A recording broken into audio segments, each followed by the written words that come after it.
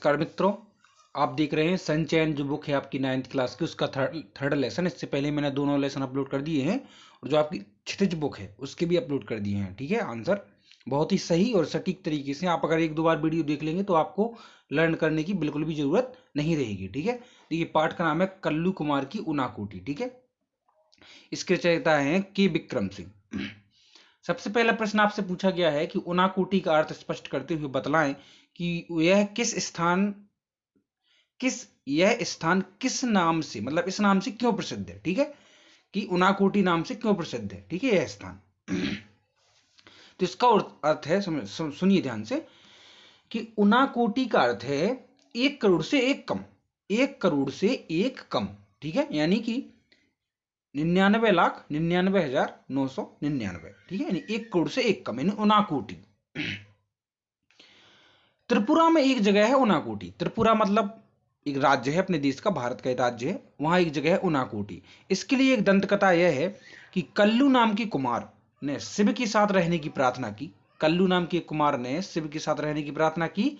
शिव जी ने शर्त रखी यदि एक रात में वह शिव की 1 करोड़ मूर्तियां बना देगा एक रात में, तो वह शिव पार्वती के साथ कैलाश पर्वत पर जा सकेगा।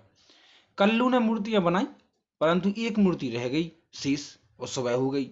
अब कल्लू वहीं रह गया, है ना। तब से इसका नाम पड़ गया उनाकोटी, मतलब 1 करोड़ से एक कम। ओके, अब हम चलते हैं दूसरे प्रश्न पर। दूसरा प्रश्न क्या है, देखिए कि पाठ के संदर्भ में उनाकोटी की स्थिति गंगावतरण की कथा को अपने शब्दों में बताइए। तो देखिए इसके लिए एक दंत कथा ये है। गंगावतरण मतलब गंगा कैसे पृथ्वी पर उन्होंने अवतार लिया, गंगा माता नदी। तो दंत कथा के अनुसार कहा जाता है कि ऋषि भागीरथ की प्रार्थना पर गंगा को पृथ्वी पर उतारना पड़ा। ठीक है, परंतु गंगा का वेग इतना तेज था कि यदि वह सीधी उतरती तो पृथ्वी इसके वेग से धस जाती, है ना। पृथ्वी क्या हो जाती, धस जाती। बहुत वेग मतलब गति।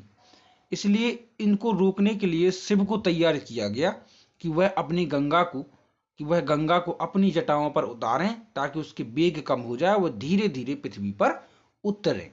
ठीक है, धीरे धीरे पृथ्वी पर उतरे। इसलिए तो देखो ऐसा कम माना जाता है कि हिमालय पर्वत पर कौन रहते हैं, शिव जी, और हिमालय से ही गंगा निकलती है ना, तो शिव जी की जटाओं से गंगा निकलती है। अगला तीसरा प्रश्न आपसे पूछा गया है कि कल्लू कुमार का नाम उनाकोटी से किस प्रकार जुड़ गया, है ना। तो देखिए कल्लू कुमार का, जिसने शिव जी ने शर्त रखी थी उसके सामने, तो उसका नाम उनाकोटी से क्यों जुड़ गया, किस प्रकार। तो देखिए कि कहा जाता है कि कल्लू कुमार के कारण ही इस स्थान का नाम उनाकोटी पड़ा। अब वो पता कथा जो है वो पहले बता चुका हूं।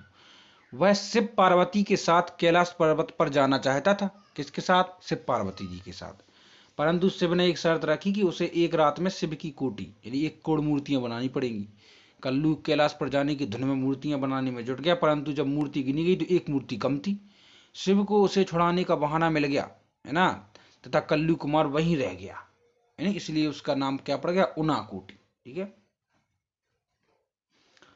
अब देखिए मेरी रीढ़ में एक झुरझुरी सी दौड़ गई, लेखक के इस कथन के पीछे कौन सी घटना जुड़ी है। देखिए इसका उत्तर है कि जो लेखक हैं, है ना, के विक्रम सिंह जो हैं, लेखक मनु में शूटिंग कर रहे थे। मनु में शूटिंग करने में व्यस्त थे। मनु एक जगह है ना, तभी वहां पर देखो बॉर्डर पे क्या होता है, सीआरपीएफ के एक आदमी ने, मतलब सीआरपीएफ के जवान ने बताया किसको, लेखक को। उनने क्या बताया, देखो मनु में शूटिंग कर रहे थे तो वहां पर एक सैनिक ने बताया उनको कि निचली पहाड़ियों पर जहां 2 पत्थर पड़े हैं वहां 2 दिन पहले एक जवान को विद्रोहियों ने मार डाला था, है ना। एक सीआरपीएफ के जवान को विद्रोहियों ने मार डाला था। उसका इतने कहते ही लेखक को इतना डर लगा जैसे कि उसके रीढ़ में एक झुरझुरी सी दौड़ गई, है ना, झंझनी आ गई पूरे शरीर में। तो आ गया ना इसका अर्थ। ठीक है, हम चलते हैं अगले प्रश्न पर। अगला प्रश्न है कि त्रिपुरा बहुधार्मिक समाज का उदाहरण कैसे बना।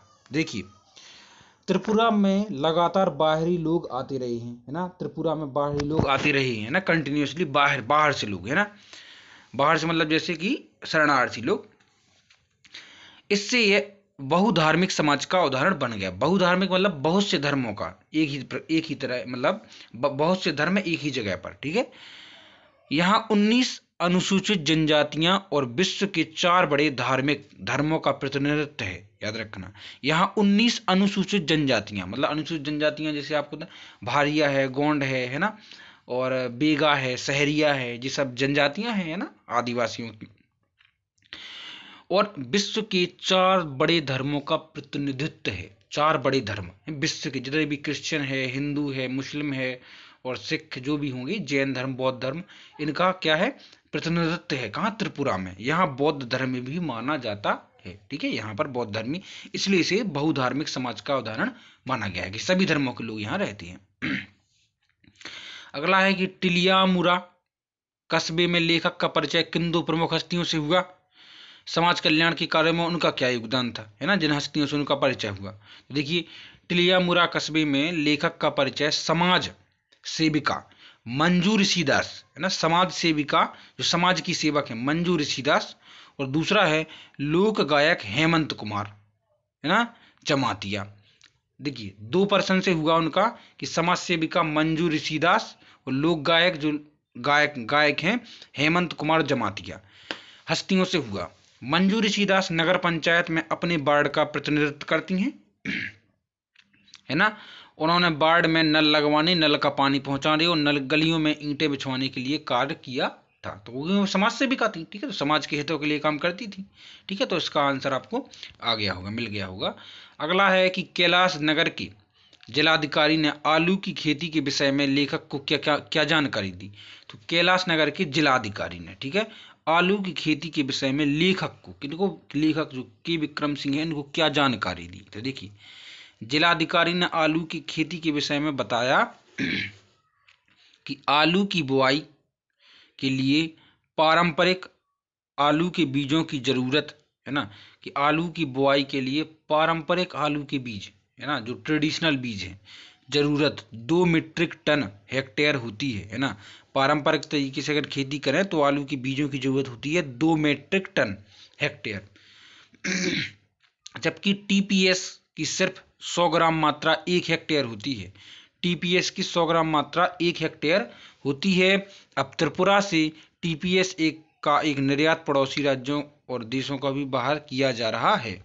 इसका अगर आप नहीं समझे तो मैं फिर से बता देता हूं कि देखिए, अगर आपको पारंपरिक आलू की खेती करना है, जो ट्रेडिशनल, जो पुरानी है ना, तो उसके लिए आपको 2 मीट्रिक टन प्रति हेक्टेयर की, मतलब कि अगर 1 हेक्टेयर क्षेत्र में आपको आलू बोना है तो 2 मीट्रिक टन बीजों की जरूरत पड़ेगी ना, 2 मीट्रिक टन की बीजों की जरूरत। लेकिन अगर दूसरे प्रकार से, जो अभी मॉडर्न जमाने में उन्होंने ऐसा बोला होगा कि टीपीएस किस्म की अगर आलूओं की खेती करनी है तो उसके लिए 100 ग्राम मात्र, है ना, मात्रा 1 हेक्टेयर में हो जाती है। 100 ग्राम याद रखना, है ना, 100 ग्राम मात्रा। अब तो देखो, ऐसा भी है कि जो त्रिपुरा में जो टीपीएस पाया जाता है वो पड़ोसी राज्यों और देशों को भी निर्यात किया जा रहा है, मतलब भेजा जा रहा है, ठीक है।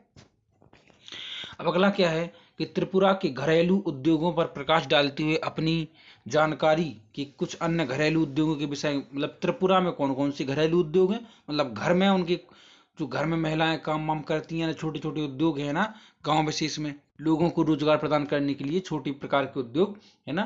तो देखिए, त्रिपुरा में अनेक घरेलू उद्योग जो हैं चलते हैं, जैसे अगरबत्ती बनाना, ठीक है, बांस के खिलौने बनाना, गले में पहनने की मालाएं बनाना, अगरबत्ती के लिए सीकों को तैयार किया जाता है, ठीक है, सीकों को बीच में जो सीकें रहती हैं अगरबत्ती के बीच में, यह गुजरात और कर्नाटक भेजी जाती है, ठीक है, यह गुजरात और कर्नाटक भी भेजी जाती है। आई होप कि आपको समझ में आ गया होगा। वीडियो को लाइक और चैनल सब्सक्राइब जरूर कर दें। मिलते हैं अगली वीडियो में। Take care, bye bye.